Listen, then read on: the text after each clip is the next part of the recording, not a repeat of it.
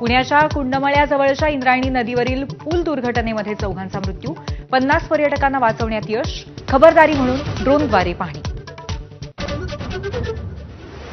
इंद्रायणी नदीवरील नव्या पुलासाठी आधीच 8 कोटींची मंजुरी. उपमुख्यमंत्री अजित पवारांची माहिती. पुलाच्या मंजुरीपत्रावरती 80,000ंचा उल्लेख. नाकाने कांदे सोलणारे अजित पवार आहेत कुठे? राऊतांनी सुनावलं. कुंडमळा पूल दुर्घटना आणि राजकोट किल्ल्यावरच्या पुतळा कोसळण्याप्रकरणी तत्कालीन सार्वजनिक बांधकाम मंत्री रवींद्र चव्हाणच जबाबदार. राऊतांचा आरोप. चव्हाणांनी अरबी समुद्रात उडी मारून प्रायश्चित्त घ्यावं असाही सल्ला. मुंबईसह ठाणे, नवी मुंबई, पनवेलमध्ये पावसाची हजेरी. सखल भागामध्ये पाणी साचलं. दादरमध्ये पावसामुळे अनेक पक्षांचे बॅनर्सही पडले. रत्नागिरी आणि सिंधुदुर्गातही पावसाचं थैमान. जगबुडी नदीनं ओलांडली धोक्याची पातळी. तर अर्जुना आणि कोदवली नद्यांनाही पूर.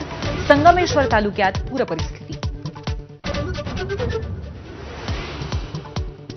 मुंबईत गिरगावात खड्ड्यात अडकलेली बेस्ट बस क्रेनच्या साह्याने हटवली. रस्ता खचल्यामुळे बस अडकली होती 5 फूट खड्ड्यात.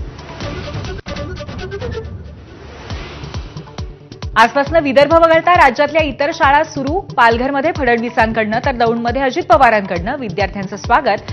साताऱ्यात शिंदेंचाही विद्यार्थ्यांशी संवाद. Headlines brought to you by Chitale बंधू.